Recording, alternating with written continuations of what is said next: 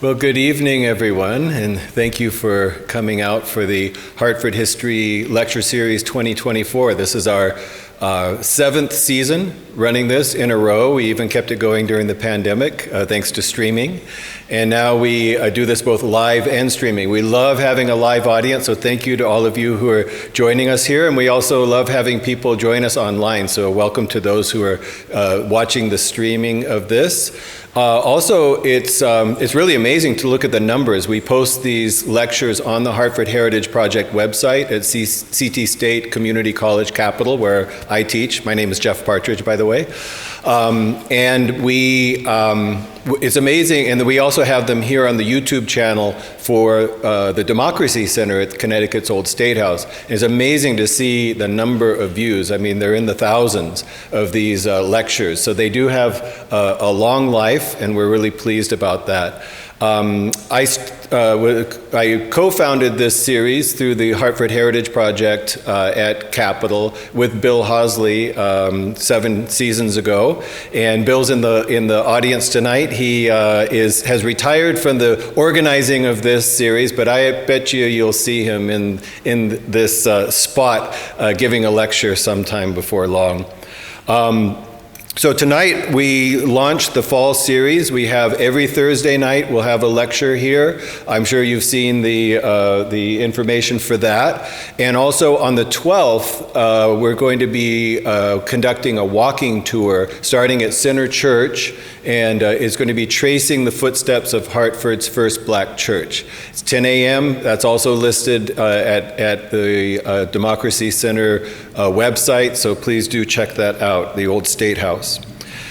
Tonight, I am absolutely thrilled to be welcoming my partner in organizing this series now, Fiona Vernal from the History Department at the University of Connecticut, and also being in this place where I work with Mariana Garcia and a number of other staff members here to make this thing happen. So really happy that Fiona will be starting us off tonight with her talk on William Saunders and his world. Fiona Vernal, for those of you who don't know her, is the Director of Engaged Public, Oral, and Community Histories, Associate Director of the Africana Studies Institute, and Associate Professor of History and Africana Studies at the University of Connecticut. Her teaching and research center on African, Caribbean, African diaspora histories. She curates a number of public history and local projects showcasing the history of housing and migration in Hartford. Her current book and digital humanities project, Hartford Bound, I strongly recommend checking this out. It has great GIS maps, and it's a really fantastic site. I use it with my classes.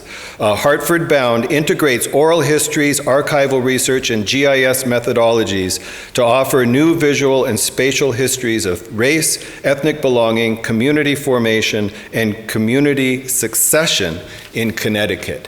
Please welcome Fiona Vernal.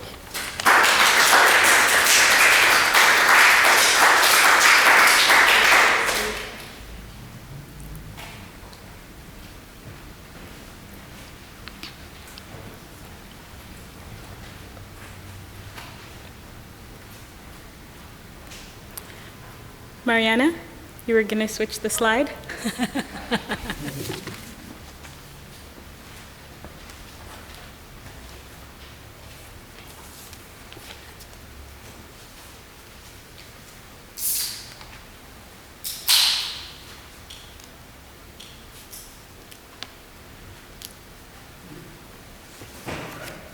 All right. Welcome, everyone. Thank you for being here.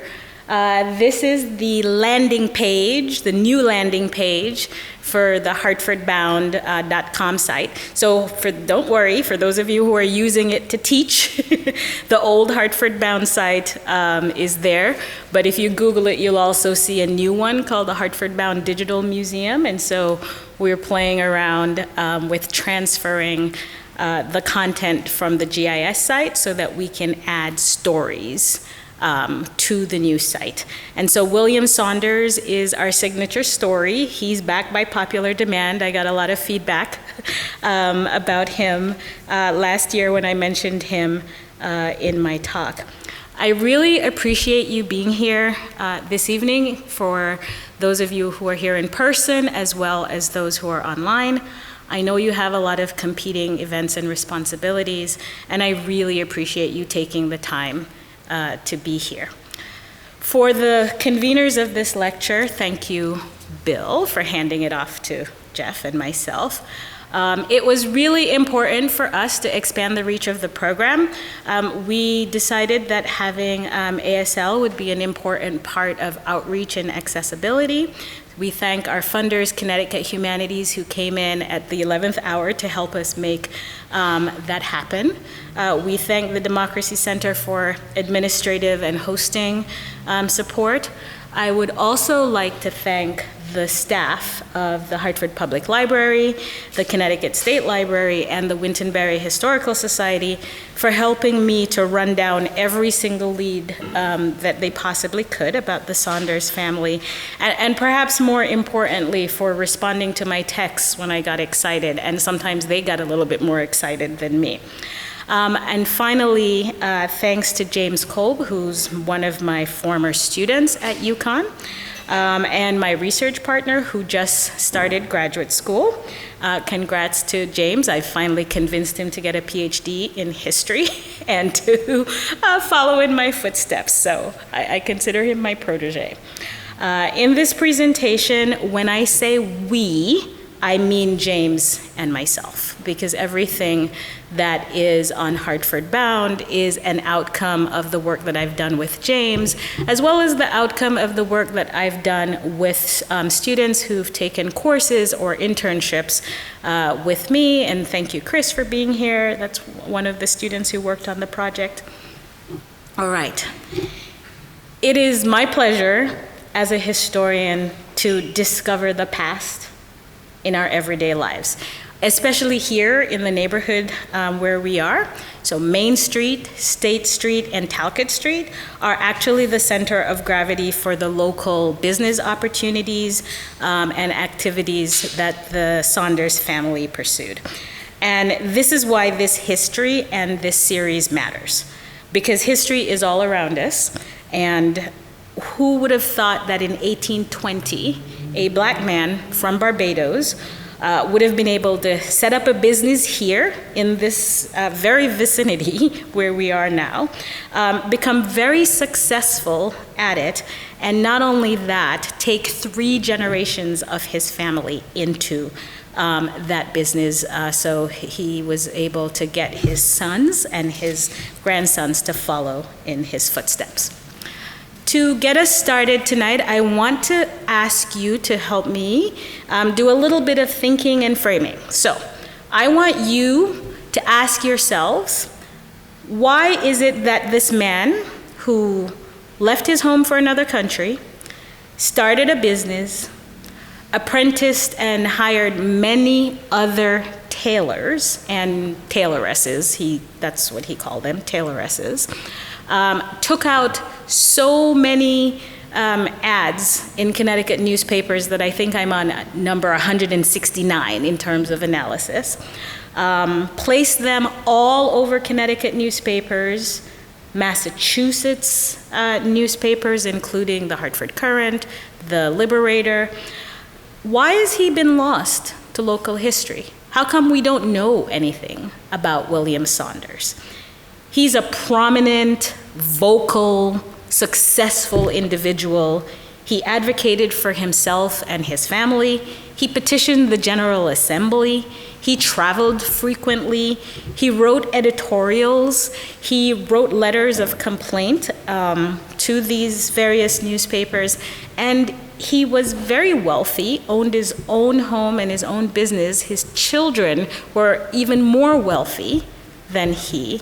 How come we don't know anything about them? So I will start with that question, and maybe we can try to come up with some answers by the time I am finished.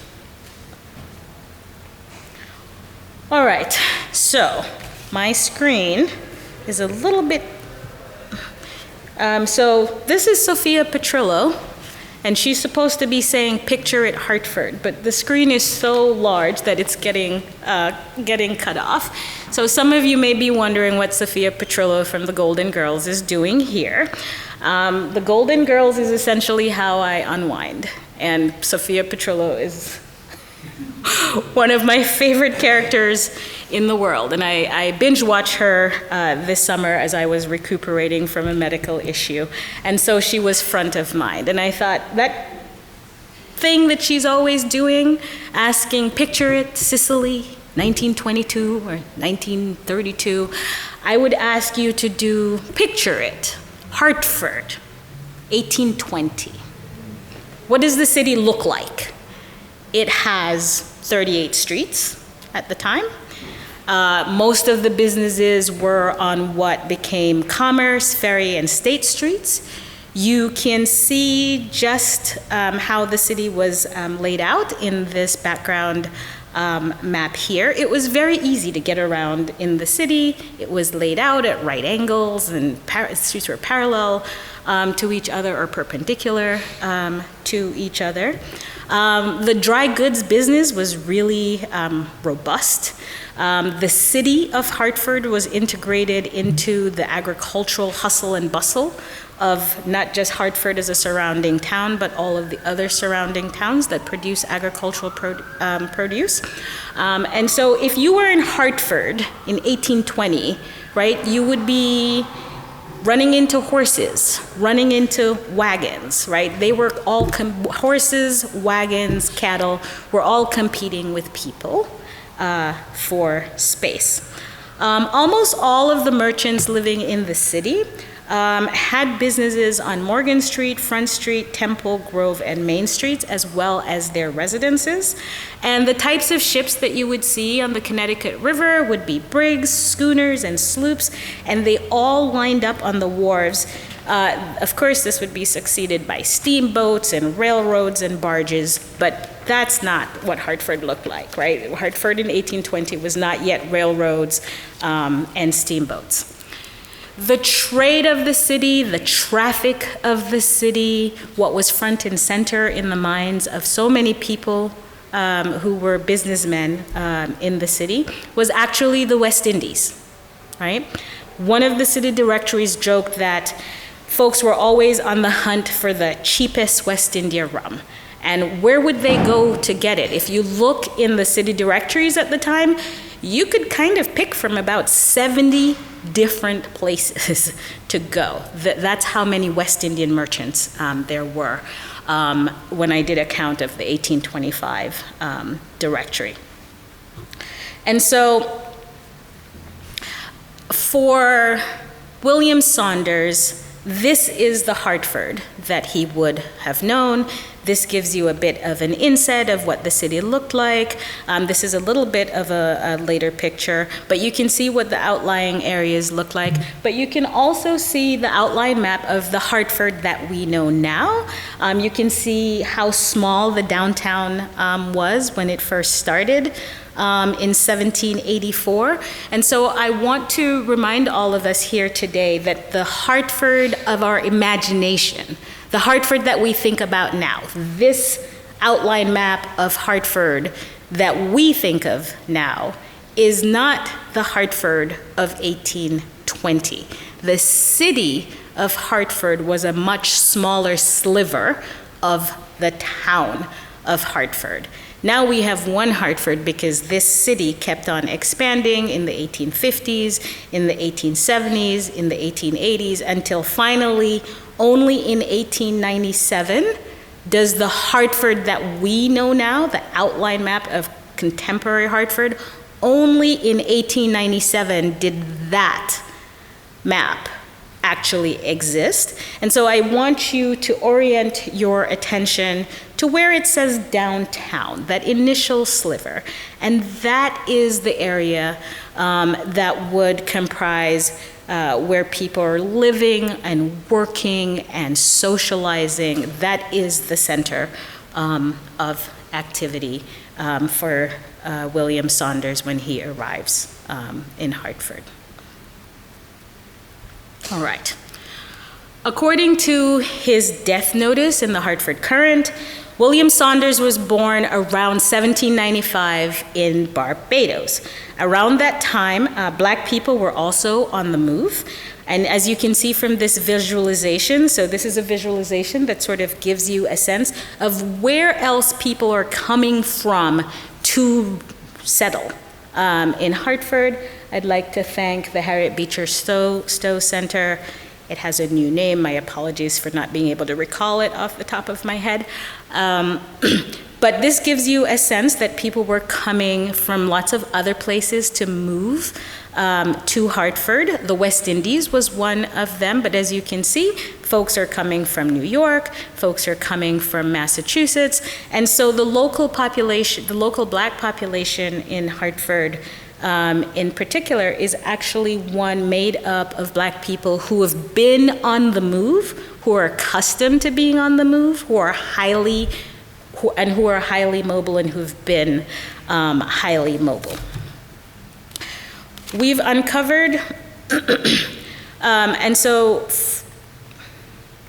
through, this is the death notice that appeared for William in the Hartford Courant. And it says, in this city, January 16th, William Saunders, a native of Barbados, aged 57. And so that is a very untimely death. We have two theories about how William might have come to the United States. One of the theories, and we can't decide which one yet because we need more evidence, so if there's anybody out there who's listening, or the many members of the Saunders family that we've discovered who are not yet responding to our Facebook requests for answers and artifacts, I'm appealing to you again. We have two theories. One is that he may have come from New York. We think New York because as we dug through our research, there were extensive social and economic networks. He's had a business in New York. His wife comes from New York, and she's of indigenous background, and we can talk a little bit more about her if there's time. So that's one theory, is that he may have originally come through New York and then relocated to Hartford.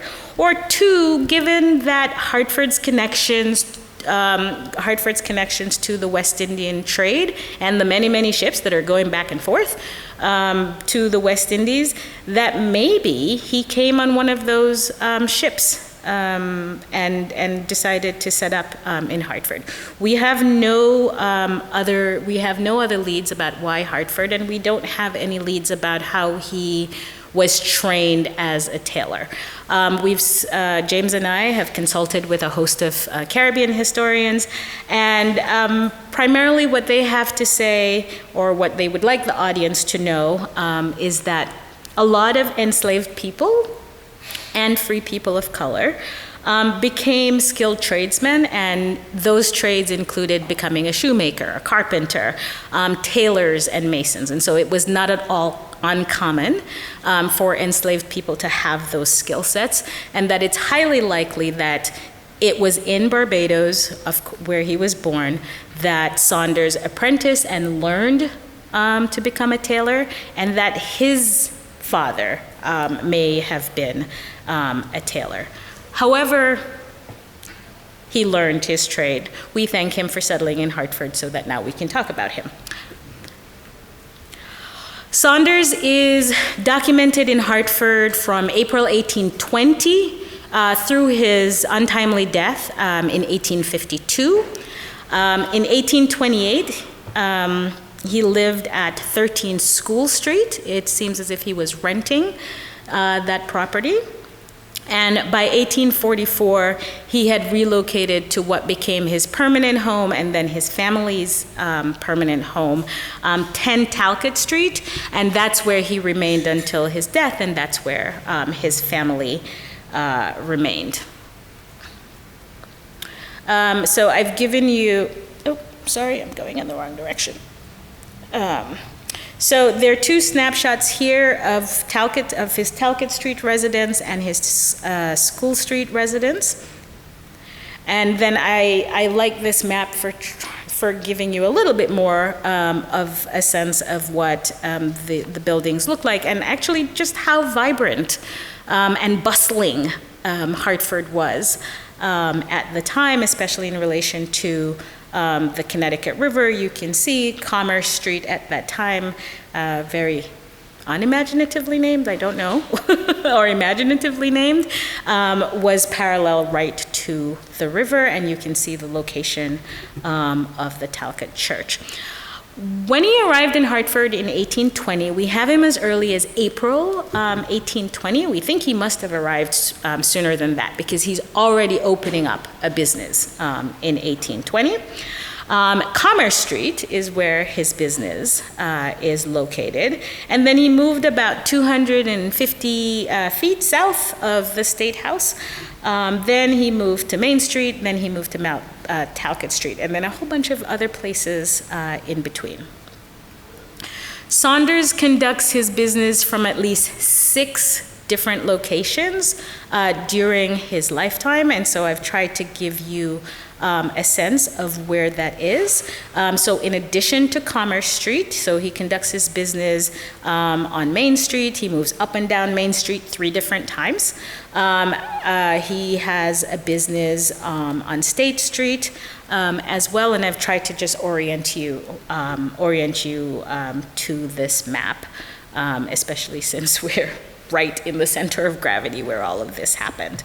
Now, as a young man of 25 at the time, he must have been confident enough in his training, because when he opened up his business in 1820, you can see that it was a starter business, right? He would eventually become a merchant tailor, where he's getting his own fabric, and then he actually turns into a bit of a braggart and starts talking about London fashions and Paris fashions and the latest fashions. And he starts off with men's clothing first, and then he ventures into women's clothing. And then he starts venturing into specialty clothing.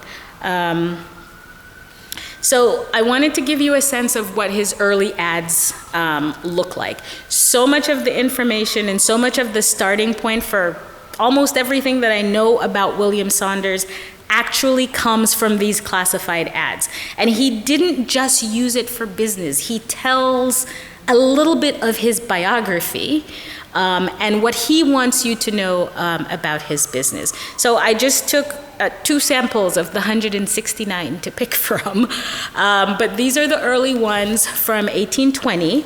And when he starts off, he says he advertises and he makes sure that you know as a customer, if you're gonna buy from him, that you're gonna save $3, right? That it's a cheap store, and then his other ads say clothes made cheap. In looking at all of these ads, and I looked at them, my students looked at them, my students complained about looking at them because there were so many of them. We had to code them, we had to figure out where the 6 locations were.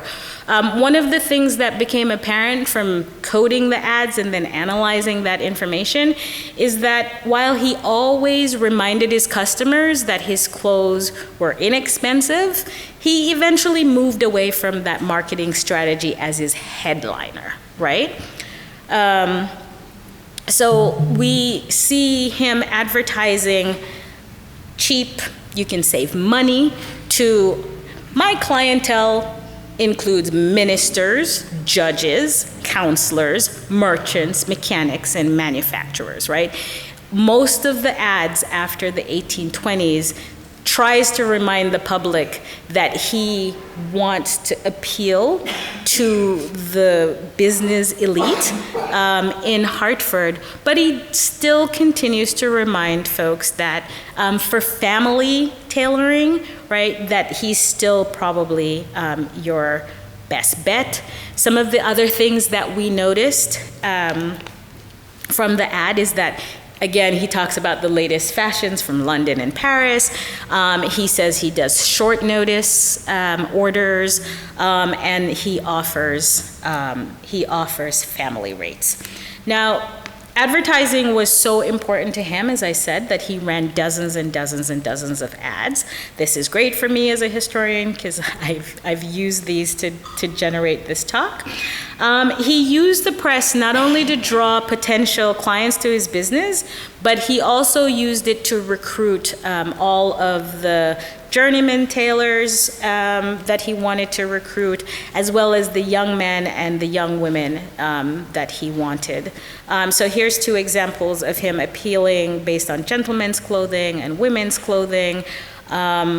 Excuse me. And then here are some of the ads that he took out where he wants to recruit workers. So he says 2 first-rate journeyman tailors, wanted 3 respectable colored girls as apprentices to learn the tailoring business, likewise a smart colored boy. The best references will be required.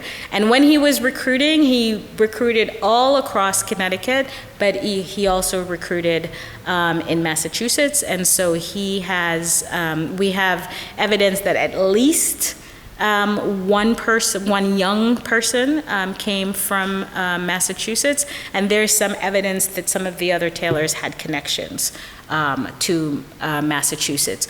When these recruits came to Hartford, they boarded with him. And so one of the ways we were able to verify that information is by going through the city directories by year, and we found that the addresses of these sort of suddenly new people in town who weren't in the previous year's version of the directory are suddenly living with William Tailor and listing their positions as tailors, and then the young people are appearing in his household as a part of his household in the census. He had some challenges when he was setting up his business. So in 1822, a still unidentified miscreant poured tar all over the signage in the front of his shop so that when you walk by, you couldn't see the name of the shop at all. And he calls it a dirty act. He says, and he uses his ad to express this, right? He says that these folks, the Knights of the Needle, the other tailors, the Knights of the Needle, express their envy by such mean and dirty acts as bedaubing his signs with the tar several times. And so his shop is tarred. In 1826, the building that his shop was in burned. Not sure if those are suspicious circumstances, but he was forced to relocate. And then in the late 1820s into the early 1830s, as he's traveling back and forth to buy material in New York, as he's traveling back and forth to find out what the latest New York fashions are, he has a really, really hard time. He and his wife buy first-class tickets on the railway to New Haven, and then when the conductor finds out that they're black, they round up the whole family and put them where black people are supposed to sit. One of the questions that I've received about, William Saunders was, why did I assume that he was black when I saw his death notice? And I said, well, all the other things that he says about his racial identity and the way that he conducted himself socially, and then the kinds of writing that he does to the Liberator, to the Hartford Courant. So throughout the 1830s, we have writing from him where he's complaining about how he's treated on all of the ways you travel at that time. The way that he's treated on the train, the way that he's treated on the boat that's taking him and his wife to New York. One of the captains actually kicked him off of the boat on some island off of Long Island and hoped that something bad, like wild animals, were going to were going to get him and that he wouldn't be safe, and actually expressed that sentiment. And he said that Hartford was so inhospitable, that he was going to give New York a try. He thought New York was a more sophisticated, cosmopolitan place where maybe he would be treated better as a black person, and so he relocates to New York. Lucky for us, he comes back. It doesn't last long. These ads were not just about business, though. They provide really important insights into his state of mind, as when he's describing the envy of other tailors, some of the challenges that he continues to face, and then here he posts an ad in the Hartford Courant in 1845 stating that he had to actually close up the shop that was on Main Street. He couldn't maintain that shop anymore, and that he was going to be conducting his business out of his house. He did that before, but he had so many other tailors and apprentices working with him that they needed multiple locations. Another thing that's unfolding in his personal life is that he and his wife, Roxana, have a succession of 4 children, and those children are now coming of age, and he's training everybody in the household to help with the business. But we don't know what his illness was, but it was bad enough in 1845 that it warranted him closing the shop. So he communicates his poor health in 1845 to his customers, and this is definitely not the kind of information we put in classified ads anymore. There are some wonderful things happening on the horizon. So he marries Roxana. We have no idea how they meet, but they meet somewhere in New York, in the Long Island region of New York. They marry, they relocate to Hartford. She helps with the business as well. When the young men start coming of age, he has a son Thomas, a son Prince, and a son Amos, and he apprentices all of them to be tailors, and they're working in the shop. And so within about a decade, so he establishes business in 1820, and by 1831, he's referring to himself as a merchant tailor, which means he's really come up in the world. He's getting his own supply of cloth, any fashion, any style you could possibly need, whether you were one of the gentlemen of wealthy business folks of Hartford, he could supply, but he always adds a little note at the end of his ads throughout the 1830s that he hasn't forgotten about families and the need for cheap clothing, and that he can accommodate families at all times. And in fact, now that his sons, he goes into business with his eldest son, Thomas Saunders. Now that his sons have joined him, they can supply the needs of Hartford's family. Thomas and his brothers are even more talkative than their dad.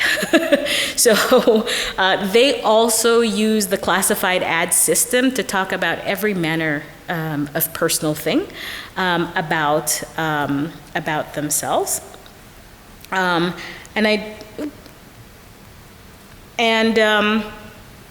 Excuse me. And so we have, especially as each son, they're about 2 years apart. So as each son joins the business officially, they use the ads to sort of thank their father, and then eventually they use the ads to step away from their father's business and set up their own business in competition with their father, which is really interesting. I wanted to just give you a quick glance at the the other kinds of writing that he's doing. So this is, he sets up his business in 1820 and he petitions the General Assembly in 1823. He's an alien at the time, right? He's a foreigner, and so he's unable to hold real estate, and so he petitions the General Assembly just 3 years after settling down, and the General Assembly grants is his wish. And then he goes and he buys all of this property, personal property, business property, and his sons carry on that tradition. They own so much property in Hartford by the mid 19th century. So that's just a sample of the petition. In his family life, and I don't have a lot of time to talk about his family life, but I wanted to just give you a very brief overview. We were able to pull the census records to figure out that Roxana is from New York. They were classified in every way that the census classifies folks at this time in the 19th century. Sometimes they are colored, sometimes they're mulatto, sometimes they're even white in the census. And when you look at the third generation of the Saunders family, the vast majority of them are classified in the census as white.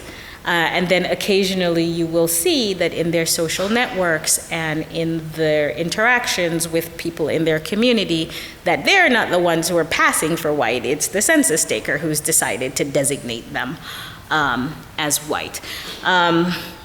So in their social life, in the activities that they engaged in their church affiliations, in the kinds of speeches, in the kinds of letters that Saunders write, he and his family are identifying as, living as, socializing as, and presenting themselves as Black people.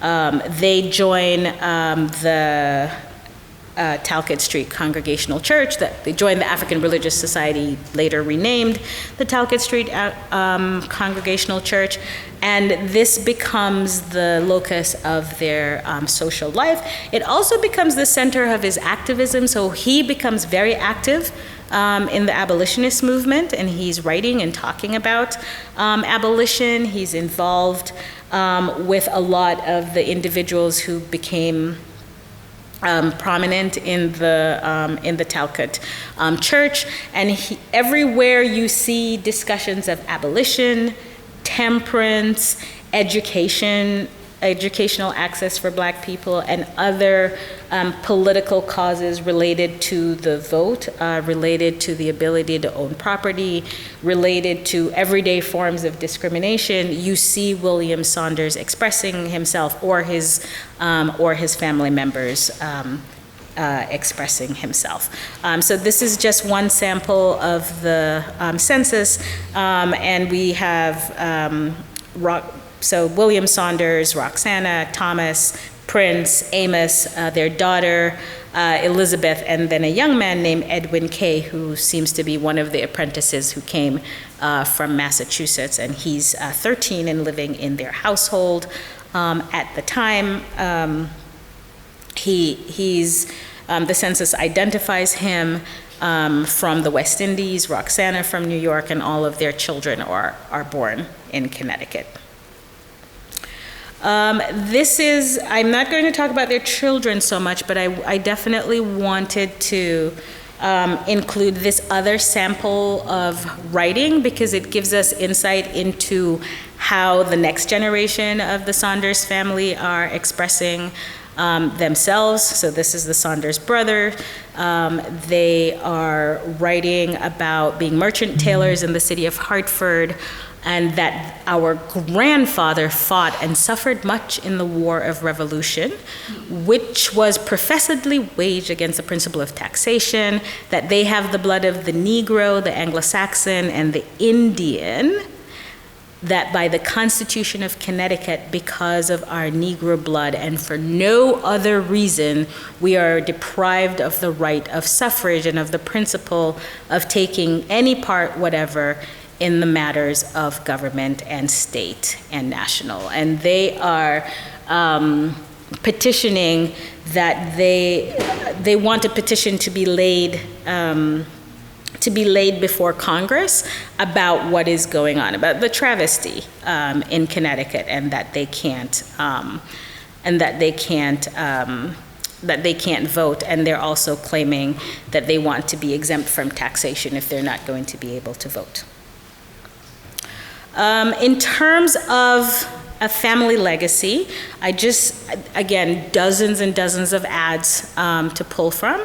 I wanted to show you how Prince Saunders, so Thomas goes off, and the eldest goes off, and he becomes an even fancier tailor than his father, like so fancy he goes to be trained in Paris. He seems to have certain airs about him. He seems to present as an arrogant person, or at least that's what the Primus family members say about Thomas. So Thomas goes off, he goes to Paris, he comes back, he tries to bring those fashions and those styles to Hartford, but he sees himself as a cosmopolitan, sophisticated person, and he's very committed to staying in Hartford, but he's always traveling and always trying to bring the latest fashion.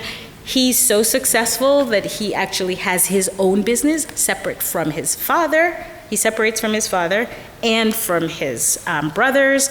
Then we have Prince. Prince is also so successful, and he apprentices his son as well. And here they are advertising themselves as merchant tailors, but reminding folks that the Saunders as tailors were established in Hartford in 1820. And so this ad, which is in mid-19th century, is one of the pieces of evidence where you see Prince actually sort of talking about his lineage in this way, and he is just down the street from where his father used to have a shop on Main Street.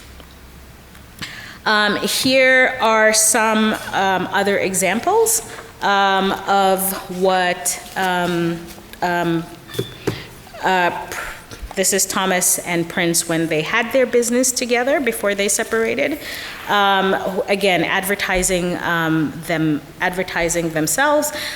We haven't been able to do a lot of analysis of the exact type of clothing that they were working on. There aren't a lot of descriptions in the ads, but there are dozens and dozens of ads by Prince, by Thomas, and it's really great to be able to go back to that ad.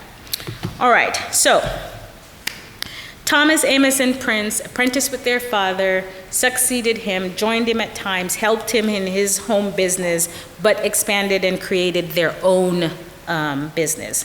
When Prince took over the business specifically after his father died, he built on his father's legacy, and then he and his son created their own merchant tailor firm.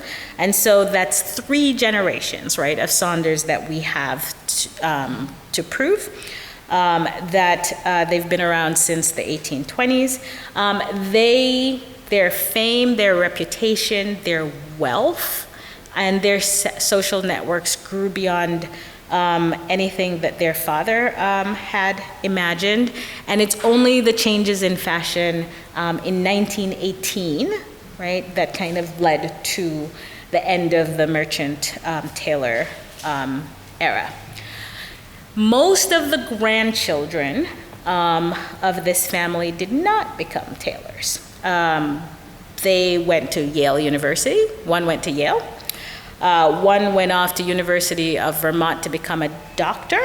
Another one went to Smith College. One of them ended up working at Pratt & Whitney. And so they became local Hartford folks, but then they ventured a little bit further to Vermont and to Massachusetts. In thinking about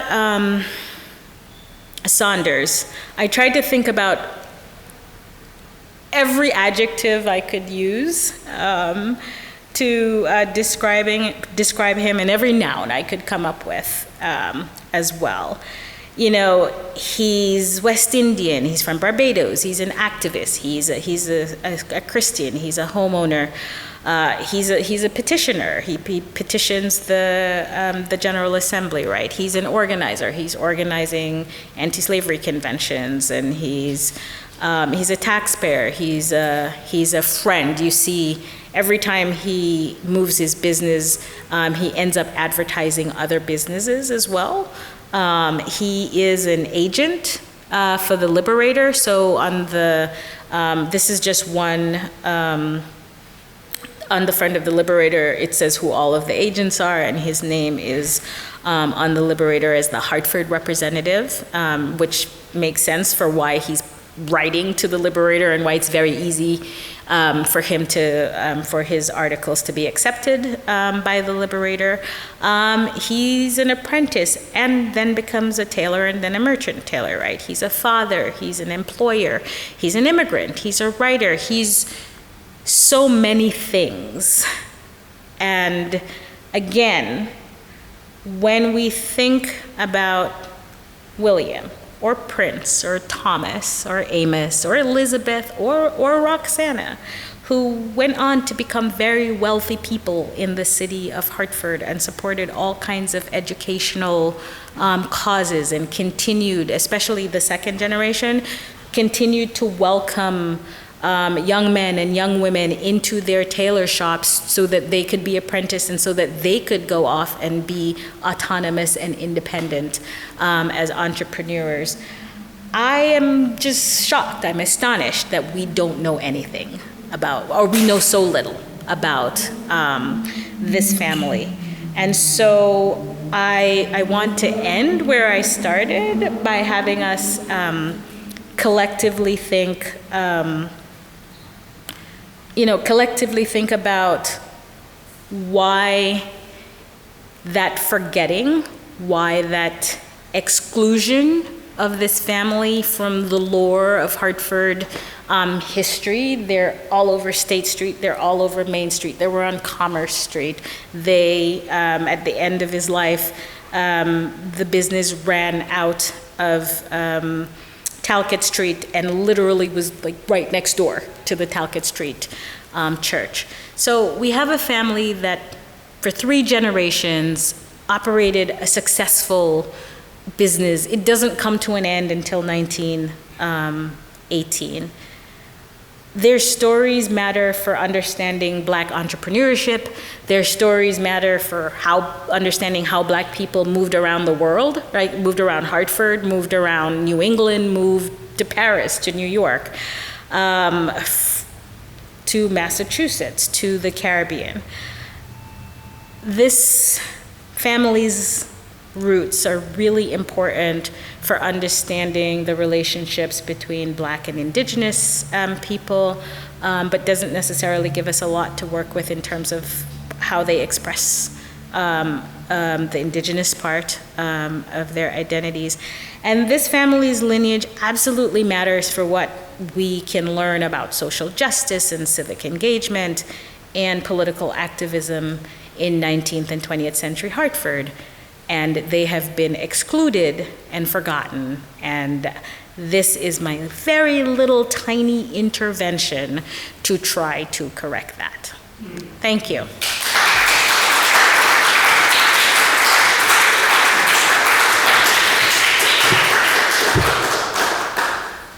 Okay. If anybody has any questions, please just raise your hand and I'll bring the microphone to you. Thank you very much. That was an excellent presentation. I have a similar background, immigrant, entrepreneur, so I can somewhat relate to it. My question really is, at that time was also the Industrial Revolution, almost worldwide. You had, the mid-19th century, you had machines, tooling, gold, the Civil War coming up and so on. So at that time, there was a lot of industrial happenings, the volume of clothes, actually the world over, in England and so on. And he leveraged that. So my question really is, as an entrepreneur, and this is an entrepreneurial nation, that he comes to Hartford. There were other entrepreneurs too. And it appears here that Hartford was very welcoming to entrepreneurs. But why did Hartford, and I'm really trying to decipher right up to now, why was the decline that way? Did it happen to other Saunders families, other entrepreneurs? Some industries grew, but a lot of them did not. So how did the industrial ecology surrounded him?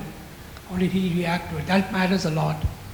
So I know that when you look at the ads, if you look at the first generation and the second generation, what you see them really excited about is how easy it is to get cloth, right? How easy it is to travel to New York and to get the materials that they need, and they keep expanding. Some of the ads get a little desperate when they're advertising. They need more tailoresses. They need more young men and women as apprentices, and as the children are leaving the household and setting up their own businesses, you also see how they're expressing themselves in the ad. But I think this city, like, you don't have to go very far to sort of see the legacies of old businesses, right? Like when you're about to head on the highway, you see the sort of capital city depository for like wagon making and all the other kinds of industries that no longer exist, right? Because we no longer need horses and wagons, and we're using steamboats, and we're traveling on railways. But what I said about the children going to Smith, going to Yale, working at Pratt & Whitney, becoming engineers, becoming doctors, this is happening now to immigrant families, right? They come, maybe you can get the first or the second generation of kids to carry on the business, but it's probably not going to last for more than 100 years. The other thing is that this fashion changed, and ready-made clothing completely destroyed the business. But the Saunders family specifically, they saw the writing on the wall, and what the losses that they sustained in their businesses, they were able to make up for those losses in their massive real estate investments. They were able to maintain their wealth, and when you read their wills and their probate records, they have oil paintings commissioned of family members. They're passing jewelry down to other family members. So although the business went belly up, by the 1920s and there's ready-made clothing, they're able to transition, and their children and their children's children are able to pivot despite the end of that kind of merchant tailor business. And then the other thing that you see is that, in the same way that for particular groups of people, certain businesses might give them that space and that autonomy, even if they're discriminated against in broader society, William Saunders didn't need the patronage of any particular person to get his business to run. People needed clothing. Right? People needed clothing made, and whether he's marketing to the very wealthy merchants or to the family, he never forgot that he needed to market to families. So you will see other ads where he's saying, it's time for you to update your winter gear and, change and get new coats. Right? And that he has special styles and cuts for that because he's gone off to New York again and learned some new way of cutting that minimizes the wasting of cloth, for example. So I would say they were really savvy in how they pivoted and which markets they were appealing to, and they prepared their children very well for the future despite the end of the business. Yes. Anybody? Do you know where he's buried? Old North Cemetery. Yep, he and Roxana are buried there. Yeah. Right. We do have a question from online. All of Online? our online watchers, please post your questions if you have any. Who were the customers of the Saunders tailors? They must have been well-heeled and crossed the color line to allow the Saunders to become wealthy. All right, so I am trying to find his tax records to see if there are any receipts that might have anybody's names.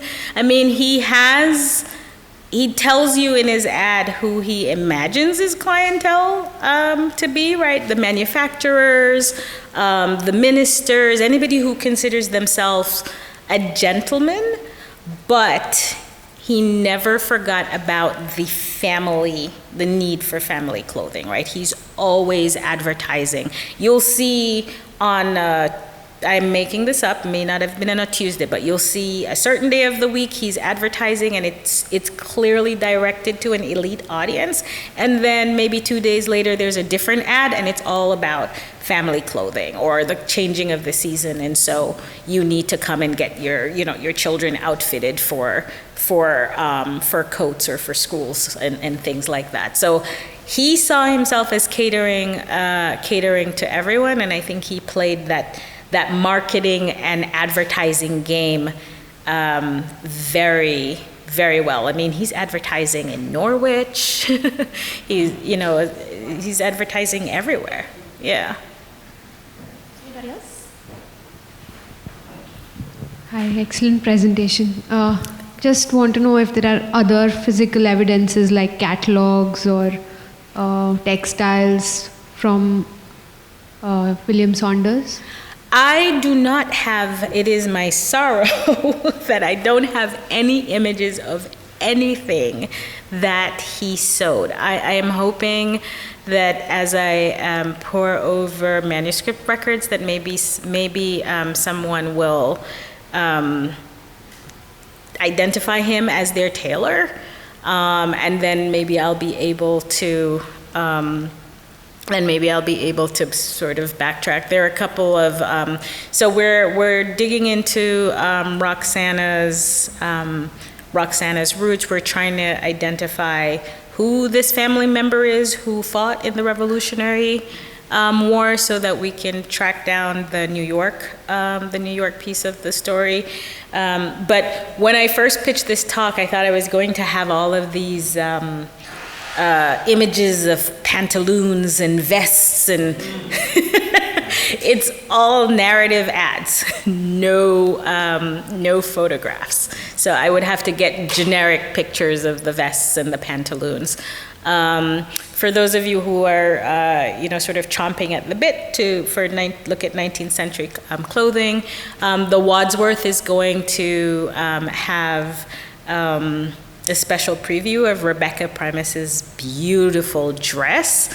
So you guys should watch the event page for that. It is absolutely worth a visit, so that you can sort of see what was going on in the other with other folks who are in this industry.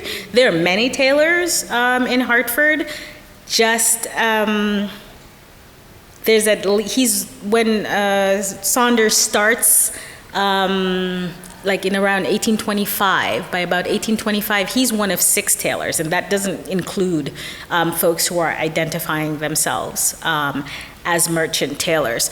One of the other things that you see in the ads is, I guess it's like an auxiliary business. So one of the times in his ad, he reminds his audience that he's right next door to the clothes cleaner, right? Who's also a black person who's trying to be entrepreneurial and trying to open up a dry cleaning business so that's like my next rabbit hole. He's right next to the dry cleaner, and then in some of his ads he says, "Oh yeah, by the way, I'm right next to a hat store," and sort of calling out the hat store, I guess in case somebody wants to go duck in there and buy something from Rose's hat store. as well.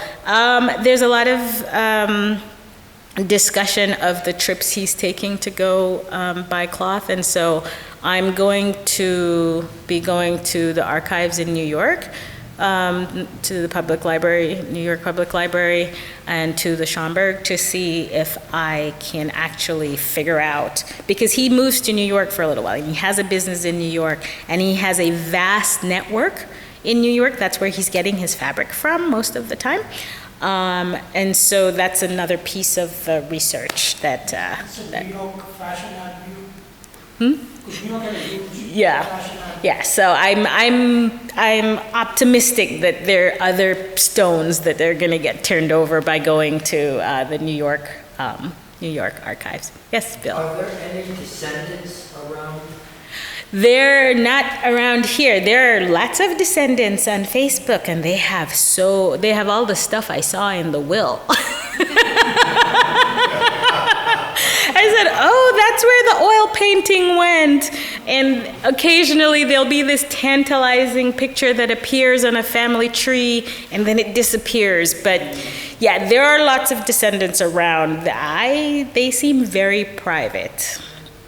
But if they meet me in person, you know I can charm anybody. So I just want one in-person meeting with the Saunders descendants. So I will keep you guys posted on that. Yes. Thank you for this. This is fascinating stuff.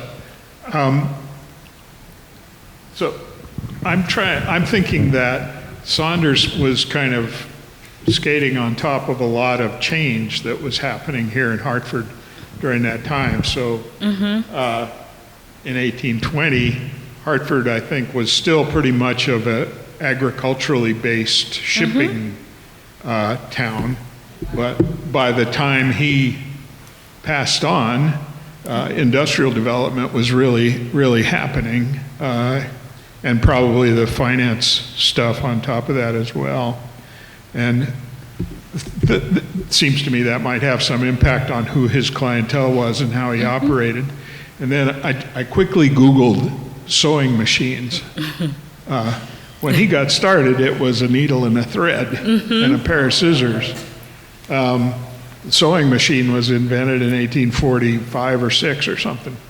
And kind of curious how that affected the nature of his business and the work he was doing. More for his sons. I mean, and that the sewing machines are famous here in Hartford. That was also part of the rapid expansion.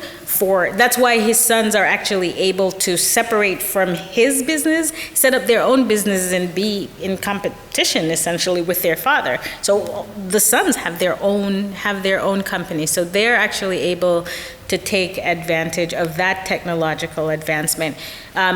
At the time when it's needle and thread, that's why he's so desperate for journeymen and for apprentices.